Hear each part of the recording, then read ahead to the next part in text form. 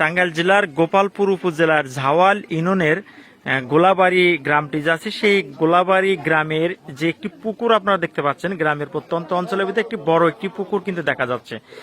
আর যে পুকুরটি হলো একটি সরকারি পুকুর, আর এই পুকুরটি প্রায় 90 বছরের জন্য বন্দোবস্ত দেওয়া হয়েছে এই এলাকারই মুজিবর তালুকদার এবং আরেকজন হলো আবুল হোসেন তালুকদার। এই দুইজন ব্যক্তি কিন্তু সেই 1988 সাল থেকেই এই পুকুরটা অদ্যাবধি পর্যন্ত তিনি ভোগ দখল করে খাচ্ছেন। পুকুরে মাছ ছেড়ে তিনি মাছ বিক্রি করছেন, তিনি তার মতো করে চলছেন, এটাই স্বাভাবিক।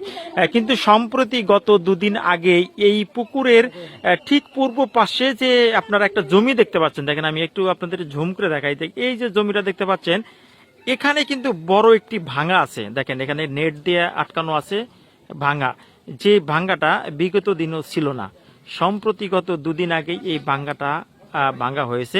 কেন ভাঙ্গা হয়েছে তার একটি ব্যাখ্যা হলো কি, যে পাশের বাড়ির যে আমরা যেখানে দাঁড়িয়ে আছি ঠিক এই পাশের বাড়ির পূর্ব পাশে, এই বাড়ির পূর্ব পাশে এরশাদ নামে যে ব্যক্তিটি আছে, সেই ব্যক্তিটি তিনি তার বাহামভুক্ত কিছু লোকজন নিয়ে এসে এই পুকুরটি একটি দখল পর্যায়ে তিনি যাওয়ার পরিকল্পনাতে নিচ্ছিলেন এবং দখল করার একটা পরিকল্পনা নিয়ে তিনি কাজ করছিলেন পার্শ্ববর্তী আরো কিছু লোকজনদেরকে নিয়ে।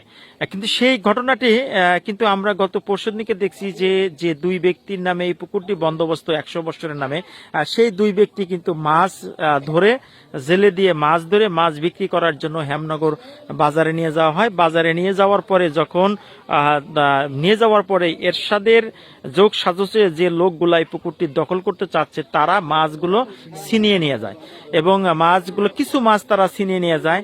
তাৎক্ষণিক হেমনগর তদন্ত পুলিশ ফাঁড়ির তদন্ত কর্মকর্তা এসআই লুৎফর রহমানের কাছে তারা তাৎক্ষণিক ফোন দেয় এবং তাৎক্ষণিক একটি ফোনের মাধ্যমে গোপালপুর থানার ওসি সাহেবের নেতৃত্বে একটি টিম গিয়ে ঠিক হেমনগর বাজারে গিয়ে মাছগুলা উদ্ধার করে, এমনটা বলছিলেন সেই মুজিবরের যে লোকজন আছে তারাই।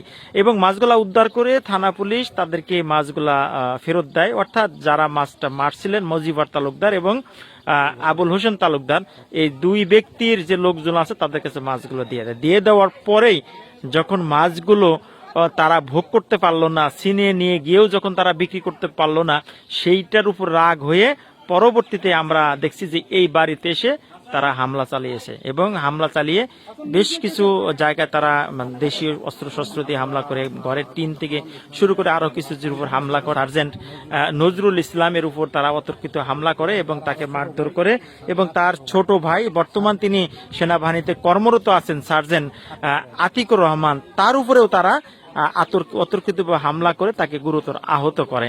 আমরা এই বিষয়টি নিয়ে আমরা অবসরপ্রাপ্ত সার্জেন্ট নজরুল ইসলাম কাছে জানতে চাচ্ছি। জোরপূর্বক ভাগবে মাছগুলা নিয়ে যাচ্ছে এবং আমাদের কাছে আমরা যদি এই পুকুরে নামতে চাই বা পুকুর ভোগ দখল করতে চাই তাহলে তাদেরকে 5 লক্ষ টাকা চাঁদা দিতে হবে, অন্যথায় আমাদের চাঁদা দিতে হবে এরশাদ, আপন, সরোজ, সজীব, জীবন, শিল্পী, বেলাল, রহিম বাদশাহ আর শিপন, এদেরকে চাঁদা না দিলে আমাদেরকে পুকুরে নামতে দিবে না এবং টাকা না দিলে আমাদের বাড়ির থেকেও বাইর হইতে দেয় না। আমার কাকা মসজিদে নামাজ পড়তে যায়, এখন সে তাকেও নামাজ পড়তেও যাইতে দেয় না। এই ব্যাপারে ওসি মহোদয় গোপালপুর থানাকে অবগত করানো হয়েছে এবং হেমনগর ফাঁড়ির ইনচার্জ ইন্সপেক্টর লুৎফর রহমান স্যারকেও জানানো হয়েছে।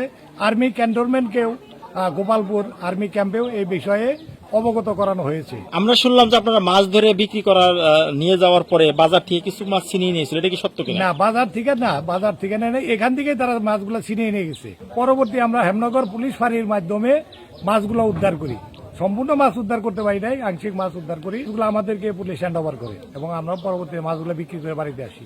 এখন আমাদের চাওয়া হলো যে আমাদের উপর যে এইরকম চাঁদা দাবি, ভয় ভীতি, হুমকি, আমাদের রাস্তাঘাটে বাইরে হইতে দেয় না, গুম হত্যা সহ এবং আমাদের যে বাড়ি ঘর কোবাইছে। আমার ছোট ভাই সার্জেন্ট আতিকুর রহমান বর্তমানে কর্মরত সেনাবাহিনীতে এবং আমিও সেনাবাহিনীর একজন সার্জেন্ট অবসরপ্রাপ্ত। আমাদের যে এইরকম মানের ক্ষতি এবং আর্থিক এবং ঘর দরজার যে ক্ষতিগুলো, এটার সুষ্ঠু তদন্ত করে যাতে এটার বিচার পাই। এই সামনের যে পুকুরটা, এই পুকুরটা আপনি কত বছর ধরে সরকারের কাছ থেকে বন্দোবস্ত নিয়েছেন? সরকারের কাছে নিচে বড় ভাই নিচে 75-76, আর আমি নিচে 77-78। বন্ধ অবস্থা নিয়েছি, এটা অকেজ ছিল, এটা আমরা সংস্কার করছি 7-8 বছর লাগছিল। এই বাড়ি ও বাড়িরা তারা মাটি কিনে নিচ্ছে গভীরে, তার মধ্যে আমরা ওই আগে ধানের ধান করতাম কিছু কিছু অংশ, তারপরে আমরা ওইটা করছি সংস্কার করে আইরা, মানে 90 আগের থেকে 90-89 এরকম তখনকার থেকে আমরা ভোগ দলে আছি। এখন পর্যন্ত ভোগ হলে এখন পর্যন্ত বর্তমান পর্যন্ত ভোগ দল তারা চাইতেছে আমার পুকুরে বাঘ দে, আমার নইলে আমার টাকা দিবে, 5 লক্ষ টাকা দিবে। এই কয়েক বছর খাইছে আমার 5 লক্ষ টাকা দিবে। আপনি বলেন না যে কেন দিব, আমি তো সরকারের কাছ থেকে নিয়েছি। নিছি তো, এটা তো বলি, না দিলে অসুবিধা আছে, সরকার আমরাই এরকম ঢেল থেকে আমরা আইন ঢেন মানি না, সরকার আমরাই। এই কথাগুলো বললে কারা? ওই যে একসাথ উনি ওই যে টুকু দাঁড়িয়েলা, উনি দেখলেন 4 বার কি বাসা গেল, কি সারদেন টারদেন, মনে হয় যে ইনি চাকরি করে নাই, এইরকম কিন্তু কথাবার্তা কয়। যে আমাদের সাথে যে জ্ঞানজাম তার মূল হতে হলো এরশাদ সাহেব। এরশাদ সাহেব সকাল থেকে আমরা যখন মাছ মারি, আমাদের যে জাইলা মানে জাওয়াল থাকে, উনি আসছে এরশাদের জাইলারে ডাক দিছে, ও রুমে নিয়ে গেছে। এই সময় বলছে যে তুই জাল টাল নিয়ে উঠে জায়গা। তারপরে আমরা বললাম যে আপনি মাছ মারেন, কোনো সমস্যা হবে না। থানার দারোগা সাহেব আসতেছে, দারোগা সাহেব আসছে, আয়সা বলতেছে এরশাদের রুম কোনটা, আমি দেখাই দিছি এবং এরশাদের রুমে গেছে। তখন ছিল জীবন, তারপরে সজীব, আর যে মহিলাটার নাম বলি সজীবের জীবনের মা শিল্পী, দারোগা কিন্তু ওইখানে উপস্থিত। এরা গোল মিটিং করতেছে, তখন কিন্তু দারোগা সাহেব ওইখানে এদের পাইছে পড়তে। ওই দারোগা সাহেবের কাছে জিজ্ঞেস করলেই পাবেন। তাতে পরিকল্পনা করে রাখছে, ওরা ওই বাদ এসেই ভাঙছে। আসার পরে বড় ভাই মানে যে আমাদের যে আর্মি সার্জন বর্তমানে, উনি কইছে ভাই তোরা ওইটা ভাঙস কেন লেখা, যে তখন আমার ধান পাড়াইছ কিসের জন্য। আমরা কইছি তখন ক্ষতি হয়ে থাকে তো ক্ষতিপূরণ দিব, সেই বলে সামনের দিকে যাচ্ছে।